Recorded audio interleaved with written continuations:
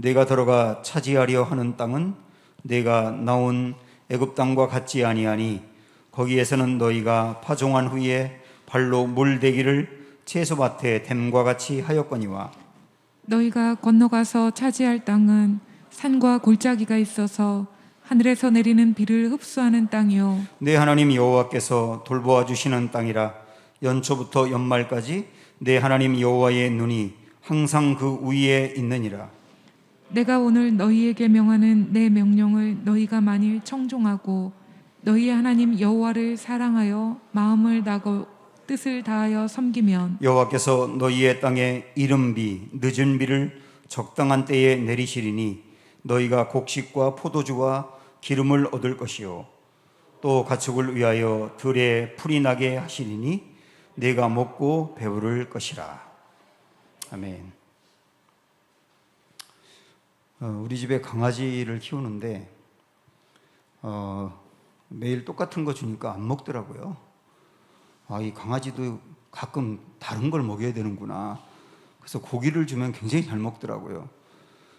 여러분, 코로나 때문에 제가 드리는 말씀만 늘 드셔가지고 또 그 말씀이냐고 이렇게 생각했었을지 모르겠는데 오늘 특별히 특식을 여러분에게 좀 드리고 싶어요. 여러분의 특식을 준비해 오신 목사님은 손해도 목사님이십니다. 한동대학교 경영경제학부를 졸업하시고 미국의 사우스웨스턴 베프티스트 티올로지컬 세미나리라 해서 미국에서 굉장히 유명한 신학교입니다. 신학대학 나오시고 게이트웨이 역시 침례교 신학대학에서 또 박사학위 받으시고요. 지금 미국의 달라스의 코너스톤 한인 침례교회 담임 목사님으로 계시고 기타 여러 활동들을 하고 계신데 제가 2년 전에 달라스에 가서 목사님 만나 뵙고 교회도 갔었거든요. 목사님이 오늘 들으니까 예수님을 믿고 7년 만에 목회를 시작하신 건가요? 신학교 가신 건가요? 예, 그렇게 늦게 예수님 만나고 이제 목회를 시작하셨는데 지금 개척하고 한 10년이 됐다고 하더라고요. 미국 한인교회 목회하기가 굉장히 어려운데 지금 아주 크게 부흥을 또 하고 있습니다. 아주 귀한 목사님인데 우리 사모님 찬양은 지난번 깜짝 놀라면서 들었고 오늘 목사님 귀한 말씀 듣도록 하겠습니다. 목사님 위로 올라가시고요. 예. 이른 비 늦은 비라고 하는 제목으로 말씀 전해 주십니다. 온라인으로 듣는 분들도 큰 은혜가 되시기 바랍니다. 우리 오른손 들어서 서로 한번 인사하도록 하겠습니다. 오른손 들어서 할렐루야 하고 인사합니다. 할렐루야. 예, 반갑습니다. 양력이 조금 수정해야 될 부분이 있어서 박사 학위는 하다 말았습니다. 워낙 힘들어서요. 하다 말았고요. 정말 저를 이렇게 환대해 주시고 또 이렇게 저를 소개해 주신 우리 목사님 너무 감사하고 제가 목사님과 교제하면서 참 감사한 것이 참 많은데 두 가지만 말씀을 드리면 저는 사실 이 자리에 서서 말씀을 전할 자격과 또 명분이 없는 사람입니다. 저도 목회를 하고 있기 때문에 외부에서 검증되지 않은 강사를 모시는 것이 여간 부담스럽고 어려운 일이 아닙니다. 그런데 우리 이순례 권사님의 백으로 여기 섰습니다. 또 한편으로 감사한 것은 목사님과 또 2년 만에 만나서 교제하는데 제가 너무 감사한 거예요. 제 사랑하는 장모님께서 너무 귀한 목사님 만나셨다. 복음의 깊이가 있으시고 또 열정이 남다르십니다. 또 말씀을 깊이 있게 전하시고 들으시는 분들이 다 예수님을 인격적으로 만날 수 있는 귀한 교회입니다. 너무나 감사드립니다. 요즘은 TV보다 유튜브를 많이 보죠. 젊은 분들 유튜브 많이 봅니다. 저도 가끔씩 설교를 듣다가 또 유튜브를 이렇게 보다 보면 재밌는 영상들을 보게 될 때가 있습니다. 여러분 백종원 씨 아시죠? 백종원의 홍콩 반점이 이제 달라스에도 있습니다.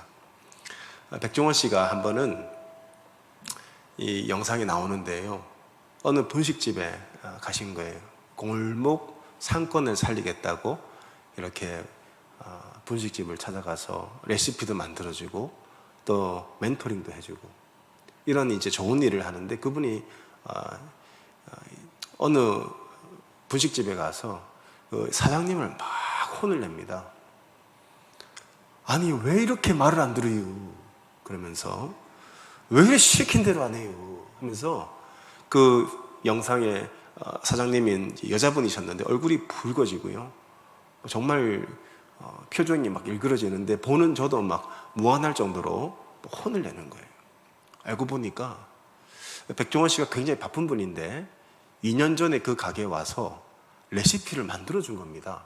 대한민국 최고의 외식 사업가가 또 그 바쁜 분이 와서 레시피를 만들어주고 멘토링도 해주고 그리고 2년이 지난 후에 이분이 얼마나 영업을 잘하는지 또 확인하러 갑자기 찾아온 거예요. 이 백종원 씨가 이제 가게 상태를 보고 또 음식을 딱 맛보더니 너무 화를 내는 겁니다. 아니 2년 전에 이렇게 다 가르쳐 줬는데 왜 내가 시키는 대로 안 했슈 하면서 막 뭐라 하는 거예요. 여러분 이 백종원 씨가 만들어준 레시피대로 하면 그때부터는요 사장님이 하는 게 아니라 레시피가 역사하는 거예요. 그대로 만들면 그 맛에 매료된 사람들이 계속 오겠죠. 제가 그 영상을 보면서 우리의 신앙생활도 이와 같겠다. 여러분 우리에게는 구원의 레시피가 있습니다. 행복의 레시피가 있어요. 그게 바로 하나님의 말씀이에요. 우리가 하나님의 말씀대로 살고 하나님이 원하시는 대로 살면 그때부터 누가 일하시죠? 하나님이 일하시는 거예요. 하나님의 역사를 체험하게 되는 겁니다. 여러분 지금 시대가 어렵습니다. 그래도 정말 힘들고 어려운 시대에도 하나님의 일하심은 멈추지 않아요. 하나님은 여전히 일하고 계십니다. 그렇다면 우리는 과연 언제 하나님의 일하심을 경험할 수 있는가? 여러분 정말 하나님의 일하심이 느껴지지 않을 때가 있어요. 저도 목회를 하지만 정말 성도들의 삶을 들여다보면 가슴이 찢어지고 눈물이 날 경우가 한두 번이 아니에요.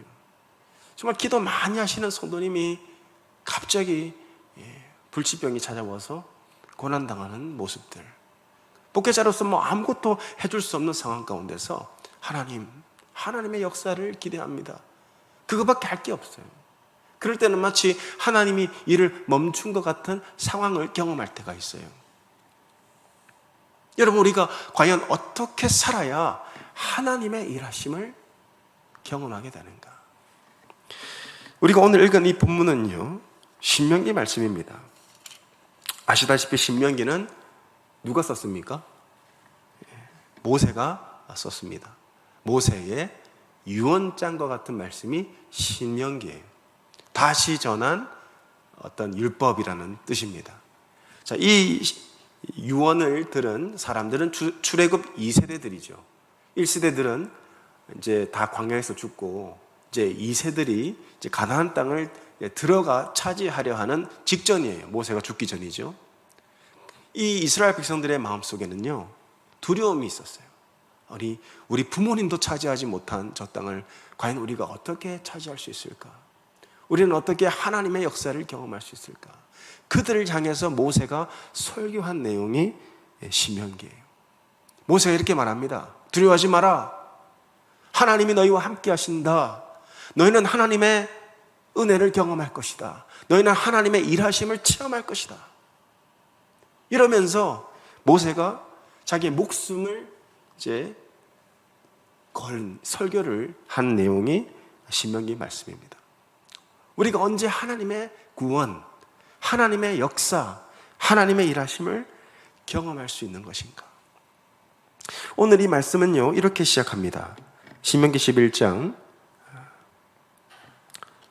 11절에 10절입니다. 10절 제가 읽겠습니다. 네가 들어가 차지하려 하는 땅은 네가 나온 애굽 땅과 같지 아니하니 거기에서는 너희가 파종한 후에 발로 물대기를 채소밭에 댐과 같이 하였거니와. 여러분, 땅만 놓고 보면 애굽 땅이 좋은 땅일까요? 아니면 가나안 땅이 좋은 땅일까요? 혹시 성지순례 가신 분 계십니까? 이스라엘에.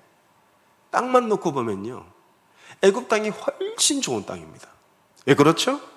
모세가 이렇게 얘기해요. 네가 들어가 차지하려 하는 땅, 그 땅은요 네가 나온 애굽 땅과 같지 않대요. 다르다는 거예요. 네가 나온 애굽 땅에서는, 거기에서는 너희가 파종한 후에, 씨를 뿌린 후에 물이 필요하면 언제든지 물을 끌었을 수 있는 발로 물대기를 채소밭에 댐과 같이 하였거니와. 아시다시피 이 애굽 땅에는 뭐가 있죠? 나일강이 있어요. 나일강의 길이가 얼마인 줄 아십니까? 자그마치 6,000km입니다. 저희 부모님도 시골에서 농사를 지으시는데 그 논 바로 아래 하천이 흘러요. 거기가 좋은 땅이래요. 땅만 놓고 보면 애굽 땅이 비교할 수 없을 정도로 좋은 땅입니다. 세계 4대 문명이 어디죠? 이집트 문명, 메소포타미아 문명, 인더스 문명, 황허 문명. 그 세계 4대 문명의 특징이 뭔 줄 아십니까? 다 강을 끼고 있다는 거예요. 이집트 문명은 나일강, 메소포타미아 문명은 티그리스강, 황허 문명은 양쯔강, 인더스 문명은 인더스강, 그리고 한국의 강남. 그래서 강남이 비싼 겁니다. 강을 끼고 있는 지역이 다 사람들이 몰리게 돼 있어요. 자, 그런데 말씀을 잘 보시면 11절로 가보세요. 너희가 건너가서 차지할 땅, 이게 약속의 땅이거든요.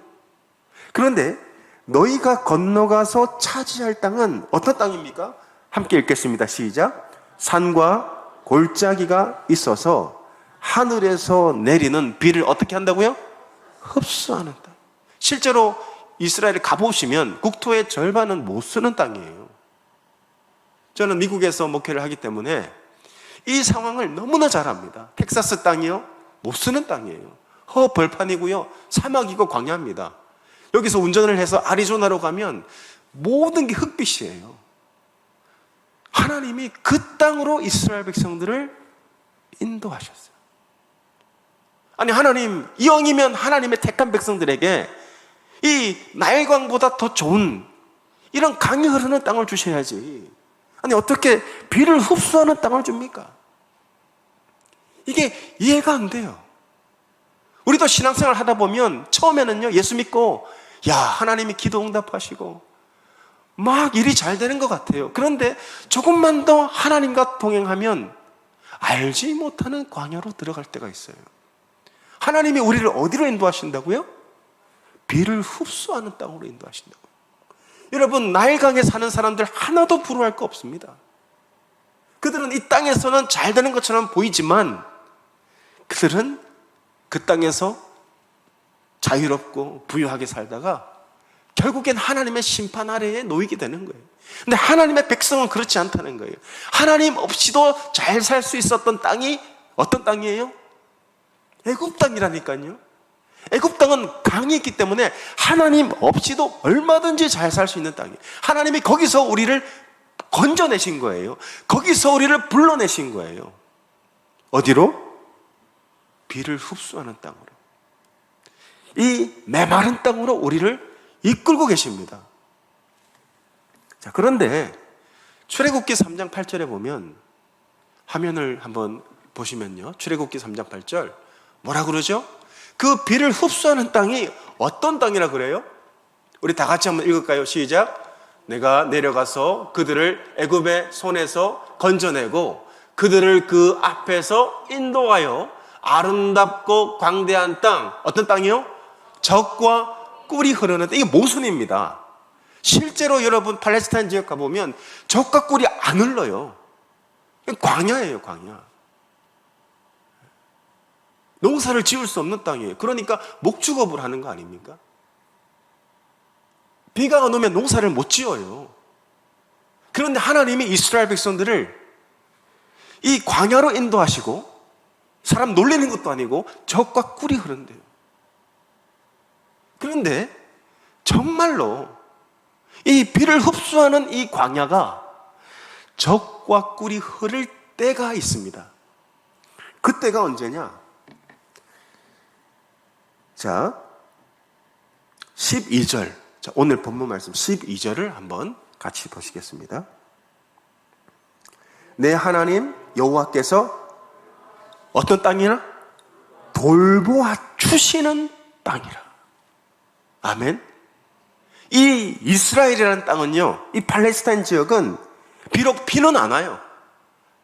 땅이 쩍쩍 갈라져서 메마른 땅입니다. 그런데 여호와 하나님이 돌보아 주시는 땅이래요. 이 땅이. 즉, 이 땅은 하나님의 일하심을 경험하는 땅인 거예요. 이게 여러분의 인생입니다. 예수 안 믿고 잘 살다가 예수를 믿게 돼서 이제 광야로 들어왔는데 여기서 비로소 이 광야를 통과하며 사망의 골짜기를 지나며 여기서 하나님의 일하심을 경험하게 되는 거예요. 하나님이 지금 여러분을 그곳으로 인도하고 계시는 거예요. 자, 그러면 모세가 이렇게 얘기합니다. 너희가 언제 여호와께서 너희를 돌보시는 하나님의 역사를 경험할 수 있는가? 우리는 언제 이 광야 같은 인생에서 하나님의 일하심, 하나님의 간섭하심, 하나님의 도우심을 경험할 수 있는가? 모세는 굉장히 중요한 도전을 해요. 자, 13절 말씀입니다. 자, 13절 말씀에 답이 있습니다. 우리 같이 한번 읽겠습니다. 시작. 내가 오늘 너희에게 명하는 내 명령을 너희가 만일 청종하고 너희의 하나님 여호와를 사랑하여 마음을 다하고 뜻을 다하여 뭐 하라고요? 섬기라. 여호와 하나님을 섬기라. 여호와 하나님을 사랑하고 그분만 섬기라. 그러면 약속이 있습니다. 14절 이렇게 말씀하고 있어요. 여호와께서 너희의 땅에 뭘 내리신다고요? 이른 비, 늦은 비를 언제 내리신다고요? 적당한 때 내리신다. 비록 강은 없어요. 내가 원할 때 끌어쓸 수 있는 강은 없습니다. 내가 원할 때 얼마든지 끌어쓸 수 있는 은행에 한 10억 정도 넣어놓고 그냥 내가 원할 때 쓰면 좋겠는데 하나님은 하나님의 백성들에게 그런 삶을 허락하지 않아요. 하나님을 사랑하고 하나님을 섬길 때 하나님의 때에 하나님이 직접 이른 비와 늦은 비를 언제 내리신다고요? 하나님 보시기에 가장 적당할 때 내리신다. 하나님의 일하심을 경험하게 될 것이다. 우리가 해야 될 건 뭐죠? 하나님을 사랑하고 하나님을 섬기라는 거예요. 여러분이 섬기다는 뜻이 그냥 봉사하고 열심히 하고 그런 의미가 아닙니다. 히브리어로 아바드라는 동사를 쓰는데요. 이 섬기다라는 이 동사의 목적어가 사람이 될 때는요, 이게 봉사하다, 어떤 직업이 될 때는 그냥 봉사하다는 뜻이에요. 그런데 이 목적어가 여호와가 될 때는요, 100% 어떤 의미로 쓰이냐면 worship, 예배하다라는 의미로 쓰입니다. 100%. 모세가 여기서 강조하는 게 뭐예요? 너희가 이 애굽 땅, 이 나일강이 흐르는 이 애굽 땅에서 하나님이 건져내사 비를 흡수하는 광야로 인도하시는데 너희가 마음을 다하고 뜻을 다하여 여호와 하나님을 사랑하고 하나님만 예배할 때 하나님께서 너희의 땅에 이른 비와 늦은 비를 적당한 때 내리신다. 우리가 하나님을 전심을 다해 사랑하고 하나님을 예배할 때 하나님의 일하심을 경험하게 될 것이다. 우리가 해야 될 일이 뭔 줄 아세요? 아마 이 자리에 고3 수험생 두신 분도 계실 거예요. 보통 고3 수험생 두신 부모님들은요, 열심히 공부해서 좋은 대학 가면 내 자녀가 잘 될 거라고 생각해요. 살아보면 알잖아요. 우리의 꿈에 불과합니다. 공부 잘한다고 인생 잘 되는 거 아니에요. 하나님이 적당한 때 이른 비와 늦은 비를 내려주셔야 되는 거예요. 제가 목회를 해보니까요, 수많은 사람들이 정말 열심히 신앙생활을 해요. 그런데 이 순서가 정확하게 뒤집혀졌어요. 열심히 살아요. 열심히 비즈니스해요. 열심히 공부해요. 열심히 자기 개발해요. 그런데 예배는 어떻게 드리는 줄 아세요? 형식적으로, 종교적으로, 어쩔 수 없이 누가 보는 눈이 있으니 예배가 점점 메말라가요. 이게 지금 회복돼야 됩니다. 뭐가 먼저 회복돼야 됩니까? 예배가 먼저 회복돼야 돼요. 예배가. 정말 여러분, 예배가 뭡니까? 우리가 일주일에 주일날 한번 나와서 찬양하고 목사님 말씀 듣고 기도하고 그러면 우리가 예배를 다 드렸다고 말할 수 있습니까? 지금은요, 정말 예배가 도전받는 시대예요. 하나님이 여러분 어떤 사람을 찾는 줄 아세요? 성경 창세기부터 계시록까지 다 뒤져보십시오. 저는 해봤어요. 성경 전체에서 하나님이 찾으시는 사람이라는 구절이 나오는 구절이 요한복음 4장에 유일하게 등장합니다. 하나님이 어떤 사람 찾는 줄 아십니까? 공부 잘하는 사람, 똑똑한 사람, 배경 좋은 사람, 집안 좋은 사람, 그런 사람 찾지 않아요. 하나님은 영이시니 영과 진리로 예배하는 자를 찾으시느니라. 예배가 뭐죠? 어떤 시스템 안에서, 어떤 사람들이 모인 자리에서 그냥 예배를 안 드리면 찝찝하고 사업이 망할 것 같고 병이 찾아올 것 같고 그런 두려움 가운데 나오는 게 과연 정말 예배입니까? 여러분, 성경에서 모세가 가르치는 첫째 계명이 있습니다. 그 첫째 계명이 뭐예요? 여호와를 사랑하라예요. 그것을 쉐마 이스라엘이라고 부릅니다. 여러분, 신명기 6장 4절 말씀을 한번 보십시오. 신명기 6장 4절. 이것이 여러분이 목숨 걸고 지켜야 될 첫 번째 계명이에요. 여러분, 우리는 지금 율법 폐기론의 시대에 사는 게 아닙니다. 그렇다고 율법주의 속에 갇혀서 사는 게 아니에요. 하나님의 말씀은 어제나 오늘이나 내일이 동일한 거예요. 모세가 이렇게 말합니다. 신명기 6장 4절에 이스라엘아 들으라, 이것을 히브리어로 쉐마 이스라엘이라고 부르는 거예요. 이스라엘아 들으라, 이 말은 이 말씀만큼은 절대 잊지 말라. 가나안 땅에 들어가더라도 이 말씀만큼은 목숨을 걸고 지키라. 여러분이 어떤 상황 가운데 있다 하더라도 이 말씀만큼은 가슴팍에 새기라는 거예요. 이스라엘아 들어라, 우리 하나님 여호와는 오직 유일한 여호와이시니. 5절, 너는 마음을 다하고 뜻을 다하고 힘을 다하여 뭘 하라 그래요? 내 하나님 여호와를 사랑하라. 자, 이 말씀을 잘 보세요. 너는 마음을 다하고 뜻을 다하고 힘을 다하여 네 하나님 여호와를 사랑하라 그러죠. 근데 11장 13절 말씀을 잘 비교해 보세요. 11장 13절, 내가 오늘 너희에게 명하는 내 명령을 너희가 만일 청종하고 너희 하나님 여호와를 사랑하여 마음을 다하고 뜻을 다하여 뭘 하라? 섬기라. 그러면 여호와를 섬기는 것, 여호와를 예배하는 게 뭡니까? 여호와를 사랑하는 거예요. 하나님을 전심을 다하여 사랑하는 것이 하나님을 예배하는 거예요. 예배라는 것은 뭐냐면 하나님을 향한 사랑의 행위입니다. 이게 예배예요. 여러분, 누가 진짜 하나님 사랑하는 사람이에요? 여기 혹시 신혼부부 계십니까? 신혼부부? 제가 결혼하고 나서 제 아내에게 여보 사랑해 이런 말을 참 많이 했습니다. 근데 아마 신혼부부가 있으면요, 아무리 남편이 막 아내에게 당신 사랑해, 그런데 시간을 같이 안 보내요. 막 사랑한다고 하는데 대화를 안 해요. 막 사랑한다고 하는데 돈을 안 써요. 그 사랑하는 겁니까? 사랑하는 척 하는 거예요. 여러분, 진짜 하나님을 사랑하는 사람은 누군 줄 아세요? 하나님을 예배하는 사람이에요. 하나님을 예배하는 사람이 진짜 하나님을 사랑하는 사람이에요. 근데 하나님을 사랑합니다라고 하는데 막 예배는 그냥 형식적으로 드리고 어쩔 수 없이 드리고 끌려 나오고 늦을까 봐 이렇게 조바심을 가지면서 제일 뒤에 이렇게 앉으시고, 그러면 정말 내가 하나님을 사랑하는가 잘 한번 검증해 보시기 바랍니다.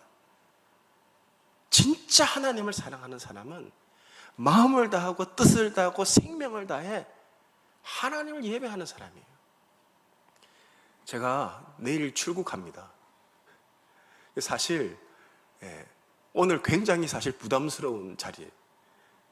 우리 목사님께서 큰 배려를 해주셔서 저를 이 자리에 초청하셨는데, 사실 제가 지난 한 달 동안 한국에서 있으면서 기도도 많이 못하고 정말 내가 이 자리에 서도 되나 이런 마음으로 섰어요.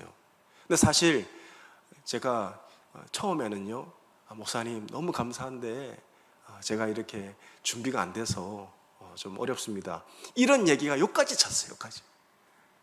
그런데 하나님을 사랑하니까, 제가 너무 하나님을 사랑하니까 이 예배를 드리고 싶은 거예요. 그래서 온 겁니다. 내일 출국하는데. 여러분, 우리가 정말 하나님을 사랑하면요, 예배에 목숨을 걸게 돼 있어요. 우리가 하나님을 섬길 때 하나님이 하실 일이 뭔 줄 아세요? 자, 신명기 6장으로 돌아갑니다. 6장 4절에서 5절까지를 잘 보세요. 신명기 6장 4절, 이스라엘아 들으라. 우리 하나님 여호와는 오직 유일한 여호와이시니 너는 마음을 다하고 뜻을 다하고 힘을 다하여 내 하나님 여호와를 사랑하라. 그리고 이것을 마음에 새기래요. 6절 이하입니다.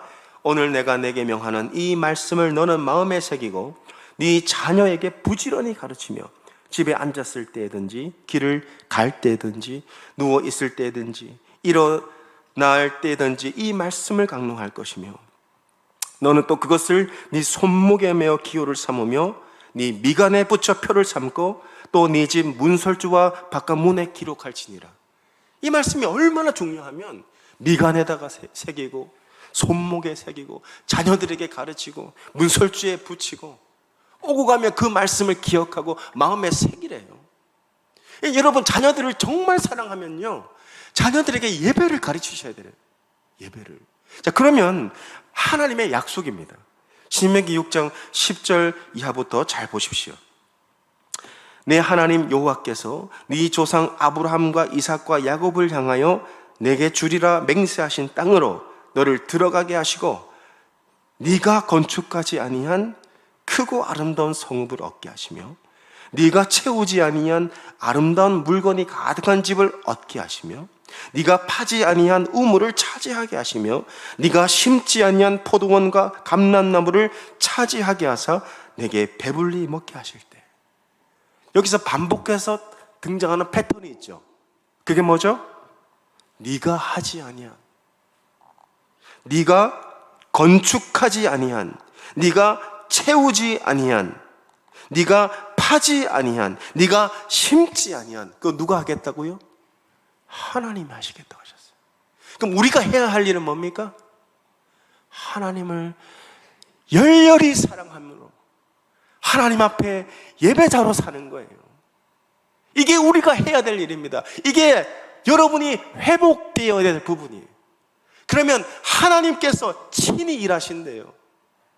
네가 해야 될 일은 생명을 다하고 뜻을 다하고 마음을 다해서 하나님을 사랑하고 하나님을 예배할 때 내가 네 인생을 책임지겠다, 내가 너의 삶을 책임지겠다고 하셨어요. 예수님도 똑같이 말씀하셨어요. 너희는 먼저 그의 나라와 그의 의를 구하라. 그리하면 이 모든 것을 너희에게 뭐 하신다? 더하시리라. 우리가 하나님을 사랑하고 예배할 때 하나님의 일하심을 경험하는 겁니다. 저는 이 하나님의 일하심을 너무 많이 경험했어요. 제가 이렇게 조금 외모가 조금 떨어져도요, 한때는 백악관에서 근무한 적이 있습니다. 저기 워싱턴 DC 백악관이 아니라 부산 서면에 가면 이 밤에만 여는 백악관이 있어요. 예, 백악관 나이트클럽이라고.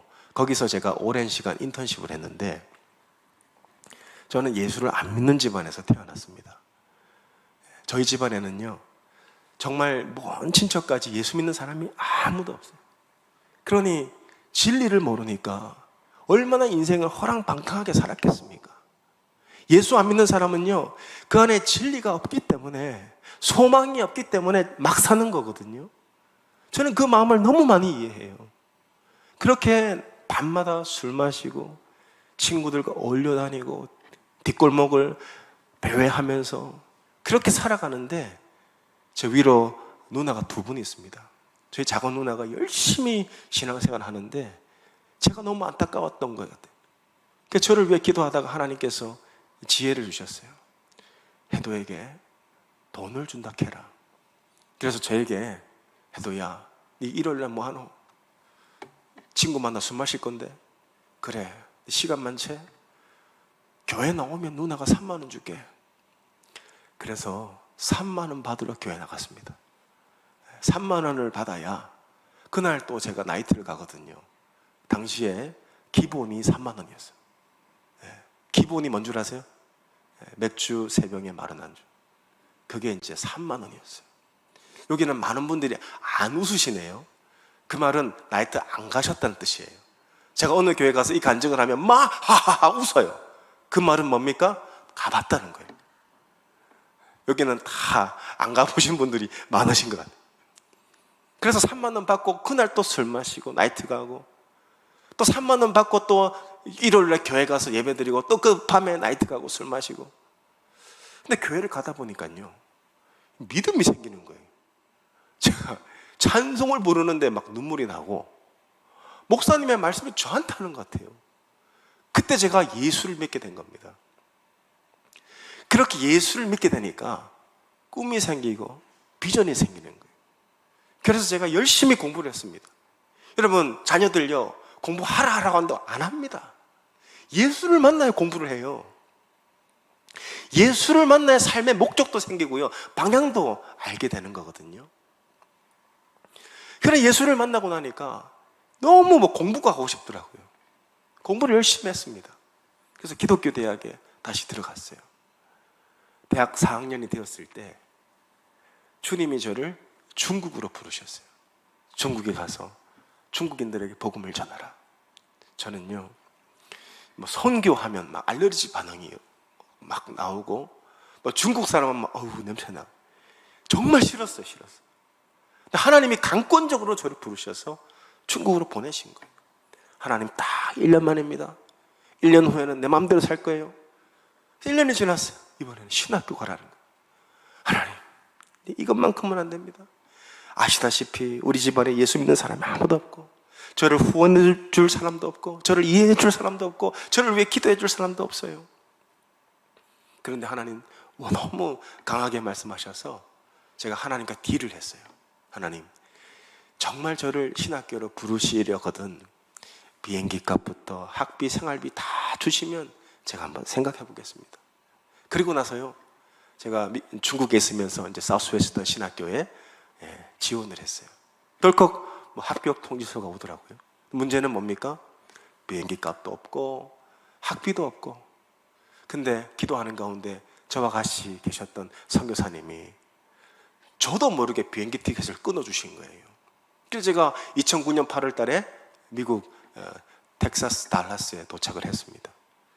저희 어머니에게는요, 이제 그래도 첫 학기 등록금은 있어야 되니까, 엄마 나 공부하러 가. 신학이란 말은 빼놓고 엄마 나 공부하러 가. 첫 학기 등록금이 필요해요. 그래서 제 어머니께서 힘들게 500만 원을 만들어 주셔서 이 500만 원 가지고 미국에 왔습니다. 첫 학기 등록금 딱 내고 나니까 아무것도 없잖아요. 그리고 나서 2주가 흘렀어요. 제가 졸업한 학교에서 이메일이 온 거예요. 손혜도 학생, 장학생이 선발이 되었습니다. 할렐루야. 저는 태어나서 장학금 받은 적이 없어요. 근데 제가 지원하지도 않은 장학금을 제가 받게 됐다는 거예요. 알고 보니까 이제 우리 총장님 사모님 간증을 듣고 또 은혜 받은 성도님이 이 사모님을 통해서 학생 3명을 추천해 달라. 그래서 매달 100만 원을 받게 됐어요. 3년을. 정말 하나님이 부르시고 하나님 채우시더라고요. 그 돈으로 저 결혼했습니다. 그거 없었으면 저 교회 개척 못했어요. 이런 경험을 하고 나니까 어떤 생각이 들었겠습니까? 교만이 찾아왔어요. 교만이. 이야, 이런 간증 아무도 못하더라고요. 제 주위 둘러봐도 학생들이 돈이 없어가지고 힘들게 아르바이트 하면서 공부하고, 근데 저는요 딱 도착하자마자 돈이 딱 생기니까 차를 뽑았어요. 그걸로 이제 자유롭게 공부하고 또 사역도 했습니다. 그러니까 얼마나 교만이 찾아왔는지, 아, 내가 목회하면 난리가 나겠구나. 하나님 사람 제대로 보셨습니다. 투자할 때 제대로 투자하셨어요 하면서 교만해졌어요. 그리고 그래도 사람이 양심이 있으니까 이 장학금을 받으니까요 좀 미안한 마음이 드는 거예요. 그래서 이 달라스의 작은 교회를 제가 찾아갔습니다. 어려운 교회를 찾아갔어요. 일부러. 거기서 이제 섬기는데 이제 목사님께서 좀 조기 은퇴를 하셨어요. 보통 목사님 은퇴하시면 후임 목사를 세우는데 저더러 이제 목사님 은퇴하시니까 교회를 개척하라는 거예요. 개척하라. 그래서 2011년도에 제 아내와 함께 4가정의 교회를 개척하게 됐습니다. 그때만 해도 자신만만했어요. 하나님이 학비도 해결해 주시고 기도하면 당장 응답해 주시고, 야, 이제 세계적인 목사가 되겠구나. 그런 마음으로 목회를 시작했어요. 1년이 지나도 어떻게 됐을까요? 4가정. 2년이 지나도 어떻게 됐을까요? 4가정.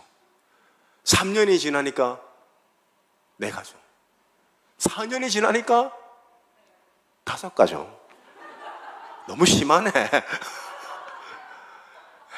한 6년이 지나니까요 한 10가정은 되더라. 그래도 그러면서 기도를 하는데, 하나님 왜 안 됩니까?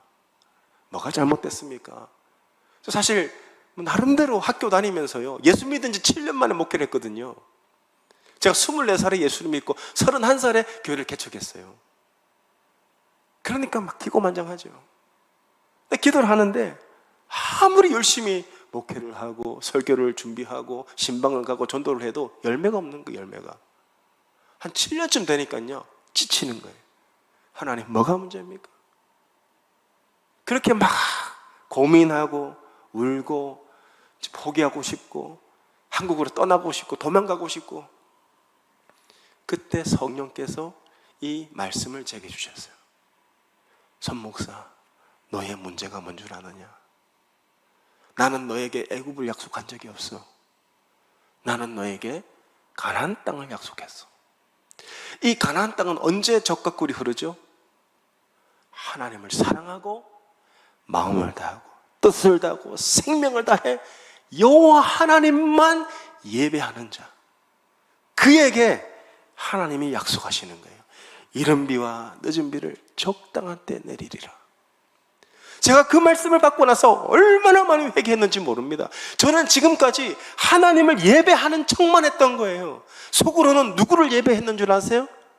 나를 예배하고 있었어요.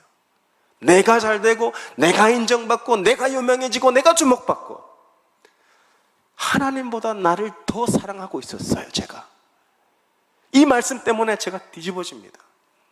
그때부터요 마음을 다해 뜻을 다해 생명을 다해 하나님을 예배하자. 이게 내가 살 길이다. 그러면서 제게 2가지 변화가 일어났는데, 토요일은요 목사님이 제일 바쁜 날이잖아요. 하나님, 제가 주일 예배 인도하기 전에 먼저 제가 하나님 앞에 예배 드리겠습니다 하면서 미국 교회를 다니면서 토요일은요 하나님 예배 드렸어요. 혼자서. 그리고 주일날 예배를 인도합니다. 얼마나 기쁜지. 그리고 제 아내와 제가 우리 가족들과 함께 가정 예배를 매일 드리기 시작했어요. 가정 예배를. 그때부터요 목회가 7년쯤 되었을 때 하나님께서 놀라운 일을 행하기 시작합니다. 그전에는요 내가 막 내 손으로 내 힘으로 막 하려고 했는데 안 되는 거예요. 근데 이제 제가 제 자리를 찾은 거예요. 내 자리는 내 힘, 내 노력으로 하는 그런 자리가 아니라 나는 하나님을 사랑하고 하나님을 예배하는 것이 내가 해야 할 일이야.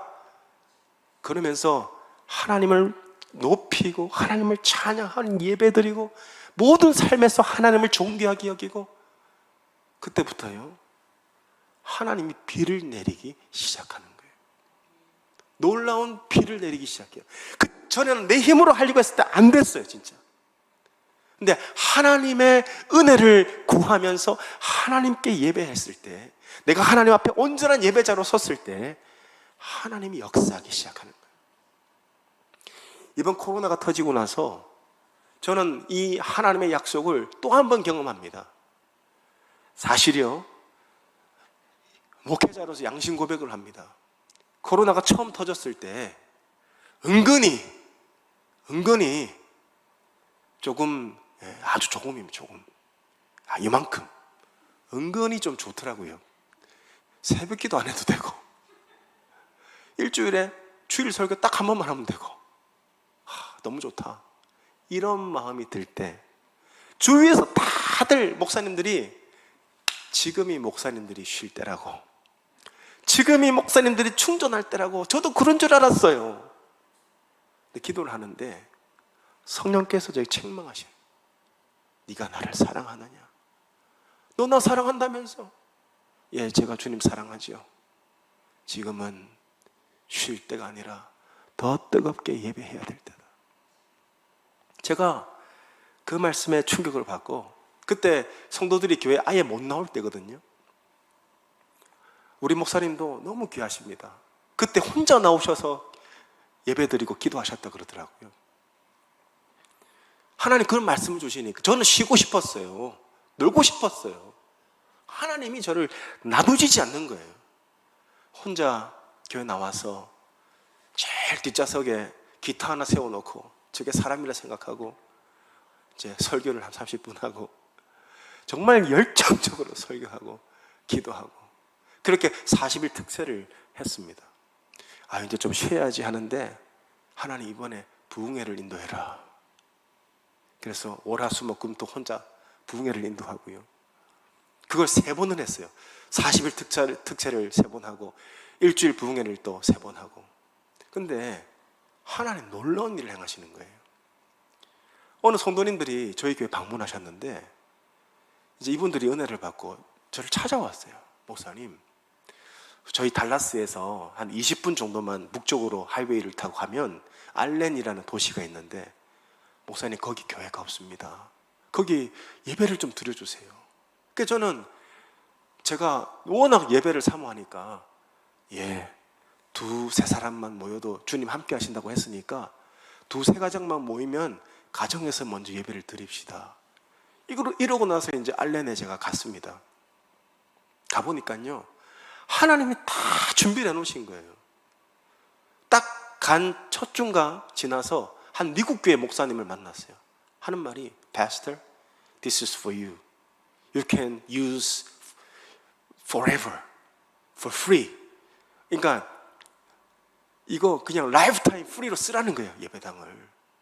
그래서 이 코너스톤 교회가 20분 거리에 또 캠퍼스가 세워졌는데, 거기에도 지금 많은 은혜가 있습니다. 많은 분들이 예배하러 나오고 있어요. 제가 만약 그 음성에 순종하지 않았다면 그 지역에 교회는 세워지지 않았을 거예요. 그 지역에서, 교회가 없는 그 지역에서 하나님을 예배하지 않는 그 땅이 하나님을 예배하는 땅으로 변화되지 않았을 겁니다. 이게 하나님의 약속이에요.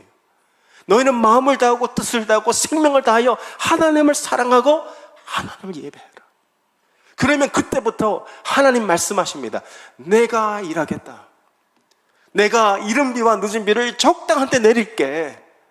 우리가 해야 될 일은 뭐죠? 예배하는 척이 아니라 정말 하나님을 예배하는 거예요. 하나님을 뜨겁게 사랑하는 거예요. 여러분, 예배는요, 주일에 한 번 드리는 게 아니에요. 매일 드리는 거예요, 매일. 그걸 상번제라고 불러요. 민수기에 보면 이스라엘 백성들은 아침에 한 번, 저녁에 한 번 매일 예배를 드렸어요. 그 예배를 드리고 나서 구름 기둥과 불 기둥이 그들을 인도했어요.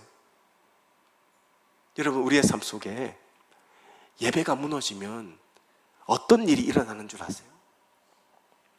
우리 삶 속에 예배가 무너지면요, 반드시 기근이 찾아옵니다. 여러분, 애굽에 있는 사람들은요, 세상 사람들은 하나님을 예배하지 않아도 잘 먹고 잘 살아요. 그런데 하나님이 은혜로 택한 사람들은요, 하나님을 예배하는 예배자로 부름을 받았기 때문에 하나님을 예배하지 않고 세상을 섬기게 되면 그때부터 우리의 삶엔 기근이 닥치게 돼 있어요. 여러분, 이스라엘 백성들이 3년 동안 기근에 시달리며 고통했던 때가 있습니다.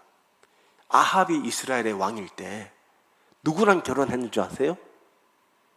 이세벨. 이세벨의 이름의 뜻이 뭔지 아십니까? 바알의 딸이란 뜻이에요.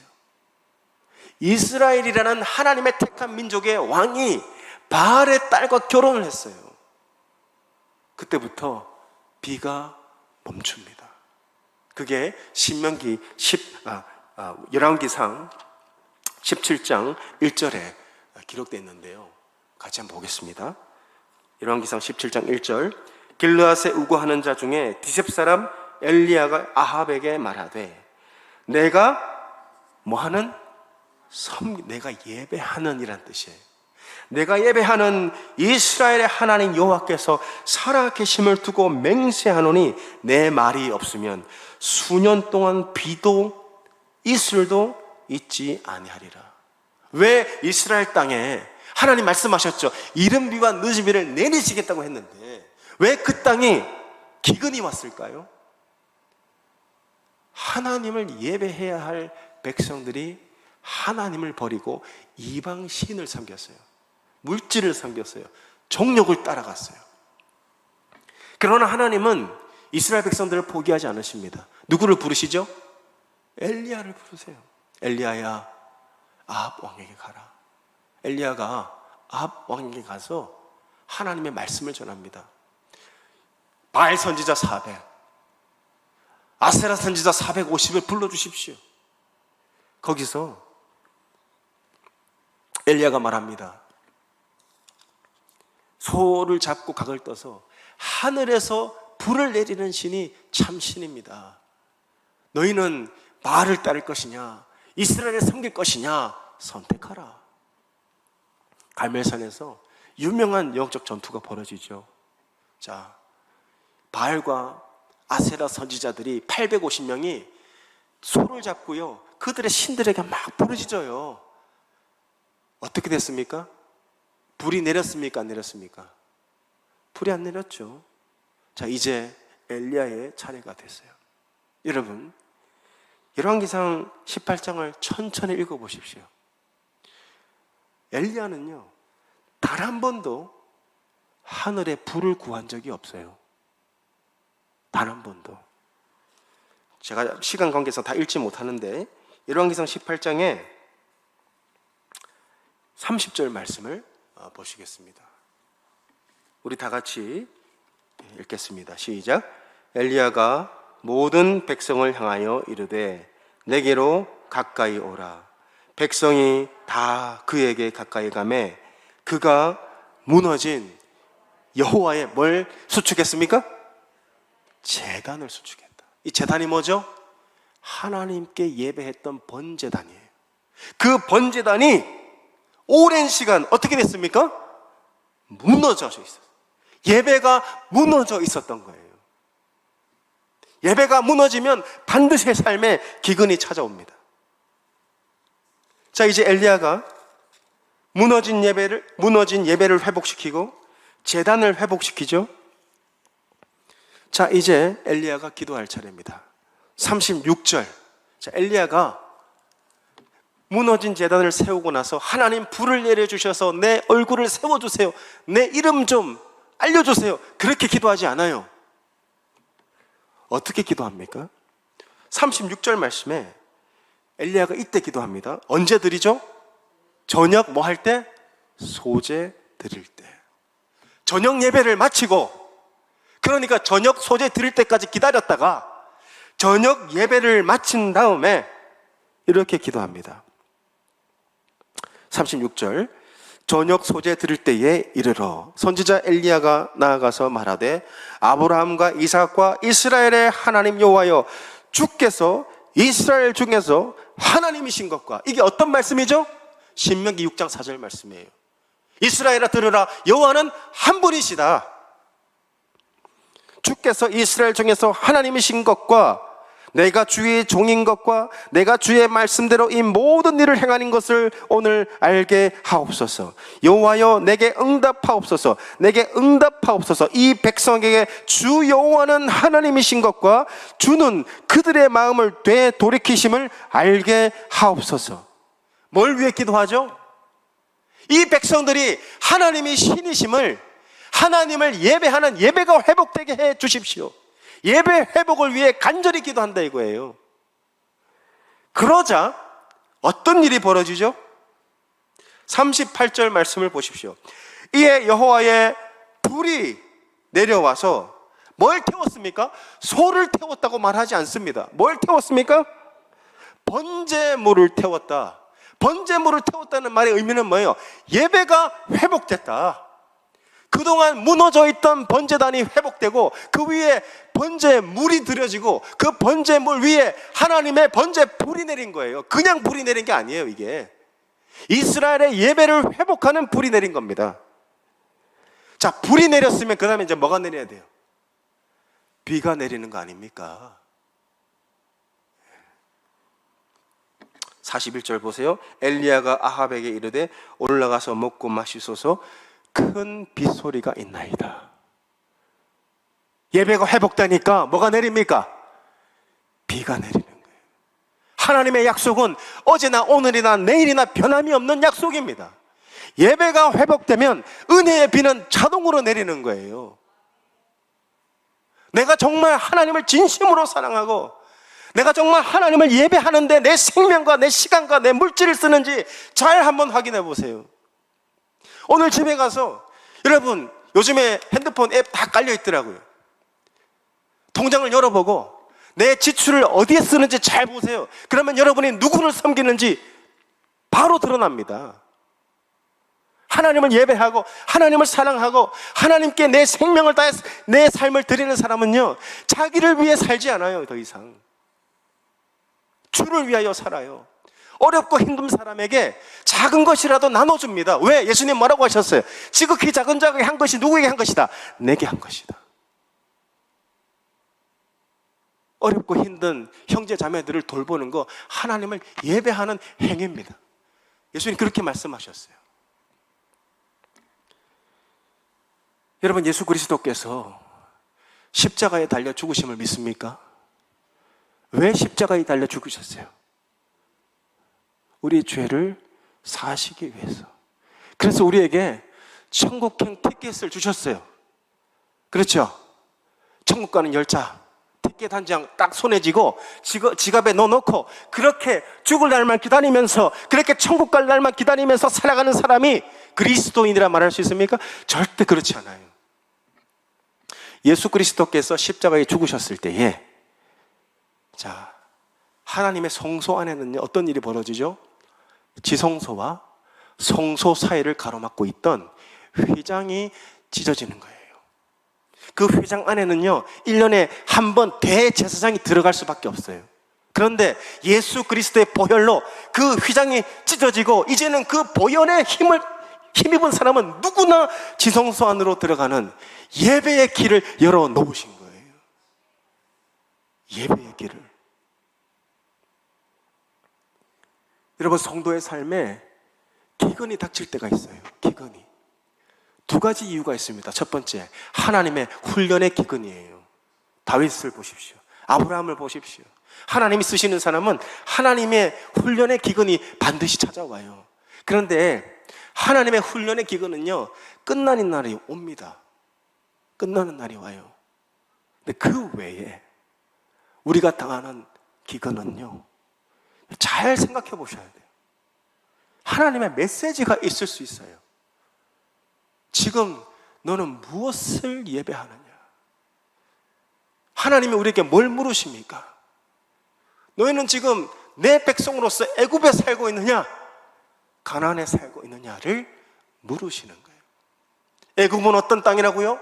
하나님을 예배하지 않고도 잘 먹고 잘 사는 땅, 나일강이 있어서 물을 언제든지 끌어쓸 수 있는 땅이 애굽 땅입니다. 그런데 가나안 땅은 어떤 땅입니까? 하나님을 예배하지 않으면 이른 비와 늦은 비가 막히게 돼 있어요. 오늘 신명기 11장 말씀 돌아갑니다. 자, 오늘 본문에서 이렇게 이어집니다. 신명기 11장 16절 이하로 보세요. 16절. 신명기 11장 16절. 이게 하나님의 말씀이에요. 너희는 스스로 삼가라. 두렵건대 마음에 미혹하여 돌이켜 다른 신들을 섬기며 그것에게 절하면 어떻게 된다고 말씀하세요? 여호와께서 너희에게 진노하사 하늘을 닫아 비를 내리지 아니하여 땅이 소산을 내지 않게 하심으로 너희가 여호와께서 주신 아름다운 땅에서 속히 멸망할까 하노라. 망한다고 말씀하고 있어요. 그런데 망하는 게 아닙니다. 하나님이 왜 망하게 하는 줄 아세요? 회복시키기 위해 망하게 하시는 거예요. 예배를 회복시키기 위해서. 정말 우리가 섬기는 신이 누구신지를 분명히 알려주시기 위해서, 우리에게 예수 그리스도의 죄사함과 영생에 대한 소망이 있음을 꼭 붙들고 살라고, 정말 우리가 예배해야 할 대상이 누구인지를 분명히 가르쳐 주시는 거예요. 여러분, 지금은요 코로나라는 포장지에 다 숨어 있습니다. 그러면서 이제 아무도 안 보니까 그렇게 살아가요. 지금은요 하나님께서 참된 예배자를 찾고 계십니다. 너희가 이렇게 교회 문을 닫고 10%밖에 교회 못 나오는 이 상황 가운데도 네가 생명을 다하고 뜻을 다하고 마음을 다해 나를 예배할 수 있냐? 하나님의 시험일 수 있어요. 여기서 여러분 믿음을 지키셔야 됩니다. 내가 정말 예배하는 대상이 누구신지. 여러분, 예배는요 매일 드리는 거예요. 저는 우리 교회 성도들에게 꼭 가정 예배를 드리게 합니다. 매일 상번제로 아침에 한 번, 저녁에 한 번. 여러분, 가정 예배를 드리면요 가정이 회복돼요. 놀라워요. 가정 예배를 드리면요 그 가정에 뭐가 임할까요? 이른 비와 늦은 비가 임해요. 이건 교회에게만 주신 말씀이 아니라 가정에게도 주신 말씀이에요. 그래서 신명기에 보면 이 말씀을 네 집 문설주에 붙이라고, 자녀에게 부지런히 가르치래요. 저희 아이들이 어느 정도 이제 자라면서 아빠, 나 하나님이 안 믿어져 그러는 거예요. 큰일 났어요. 내가 목사인데 아무리 집에서 목사같이 않게 굴어도 그래도 자녀가 하나님 안 믿어진다고 하니까 큰일 났어요. 그래도 저희 가정은 매일 가정 예배를 드렸습니다. 한 번은요 저희 둘째 아이가 이제 그때 본문이 우리의 죄사함에 대한 본문이었는데 이 둘째 아이에게 성령께서 역사하신 것 같아요. 말씀을 다 듣고 이제 기도 제목을 나누는데 아빠 고백할 게 있대요. 우리 아이가 그때 7살이었어요. 뭐냐? 이런 얘기를 해요. 학교에서 이제 너무 갖고 싶은 장난감이 있었는데 그거를 집에 가지고 왔다. 그리고 엄마에게 거짓말을 했다는 거예요. 엄마, 나 이거 잘해서 선생님이 상으로 줬어요. 거짓말을 했다는 거예요. 아빠, 내가 죄를 지었어요. 근데 제가 어떻게 했을까요? 이놈의 자식! 하고 회초리를 든 게 아니라 그 아이에게 제가 무릎을 꿇고 아들아, 나는 더 했다. 그래서 예수님이 이 땅에 오신 거야. 그래서 예수님이 나 같은 사람도 용서하시고 사랑하시고 목회자로 만들어주셨어. 예수님이 널 위해 죽으셨어. 너 죄인이지? 네, 죄인이에요. 복음을 받아들였어요. 그때부터 흔들림이 없습니다. 여러분, 여러분의 가정에 이른 비와 늦은 비가 내리시길 원하십니까? 가정에서 예배를 드리셔야 됩니다. 다윗이 어디서 넘어졌는 줄 아세요? 여러분, 다윗은 나갔다 하면 승리였어요. 그런데 이제 다윗이 전쟁터에 안 나가도 부하들이 알아서 성전부를 들려줍니다. 어느 해질녘에 늦은 밤, 이제 초저녁이죠. 침상에서 일어났어요. 어디로 갑니까? 지붕 위를 걸어요. 그때 누가 보이죠? 한 여인이 목욕하는 모습이 보이는 거예요. 그 순간 성경을 잘 보시면 아름다워 보인지라 그래요. 거기서 다윗이 무너집니다. 여러분, 사실 다윗은 이스라엘의 왕으로서 그 시간에 제사장적 지위를 갖고 그 시간에 어디서 무엇을 해야 되는 줄 아세요?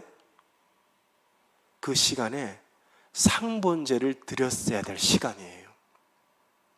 그러나 상번제, 예배를 드리지 않고 늦은 오후에 침대에서 일어나 지붕 위를 거닐다가 죄에 빠집니다. 우리는 너무 연약해요. 우리가 예배를 등한시하면 그 자리에 머물러 있지 않습니다. 우리는 떠내려갑니다. 죄를 짓게 돼요. 우리가 죄를 이길 수 있는 능력이 어디서 나오는 줄 아세요? 예배의 능력에서 나와요. 예배의 은혜 받고 예배의 감격을 누리고 예배의 기쁨을 누리면 죄를 짓고 싶은 생각이 안 들어요. 그런데 예배가 무너지면요, 반드시 여러분이 정말 택한 백성이라면 예배가 무너지는 순간 여러분의 삶도 무너지게 됩니다. 그리고 여러분의 가정도 위기가 찾아옵니다. 지금은 정말 하나님이 예배자를 찾으시는 때예요. 정말 하나님이 우리의 마음의 중심을 달아보시는 때입니다. 우리가 정말 무엇을 사랑하느냐, 무엇에 생명을 거느냐, 어디에 목숨 걸고 사느냐. 정말 이 말씀을 들으시는 분들 중에 내가 정말 예배가 회복돼야 되겠다 하시는 분들은요, 오늘 주님 앞에 우리의 마음을 드리면서 하나님, 무너진 예배가 회복되게 하옵소서 기도하시는 저와 여러분 되시길 바랍니다. 이 자리에 나오신 귀하신 성도님들, 한국의 이 금요일 밤은 얼마나 유혹이 많습니까? 그래도 이 자리에 나와 예배하는 자들에게는요, 제가 목회자로서 자신 있게 말씀드릴 수 있어요. 지금은 삶이 답답해 보이고 길이 보이지 않는다 할지라도 적당한 때에 하나님의 은혜의 비가 반드시 내립니다. 반드시 내립니다. 기도하겠습니다. 하나님, 부족한 주의 종이 주의 말씀을 증거하게 하셨습니다. 주님, 이 말씀이 성령의 능력으로 우리 가슴에 새겨지게 하옵소서. 하나님은 능력 있는 자, 많이 배운 자, 돈 있는 자를 찾으시는 것이 아니라 생명을 다하고 뜻을 다하여 마음을 다하여 하나님을 예배하는 자를 찾으신다 하셨습니다. 우리가 해야 할 일은 하나님을 사랑하고 예배할 때에 하나님께서 적당한 때에 이른 비와 늦은 비를 내리시며 우리의 삶을 돌보아 주시며 적과 꿀이 흐르는 땅이 되게 하신다 말씀하셨습니다. 주님, 예배가 무너진 이 세대에 우리 사랑하는 은간교회와 모든 성도들의 가정이 예배의 은혜로 회복되게 하옵소서. 하나님이 찾으시는 예배자들이 세워지게 하여 주시옵소서. 예수님의 이름으로 기도합니다. 아멘. 우리 찬양 한 곡 하겠습니다. 여러분, 주님이 주신 말씀 붙들고 주님, 아무도 예배하지 않는 이곳에서 주를 예배하겠습니다.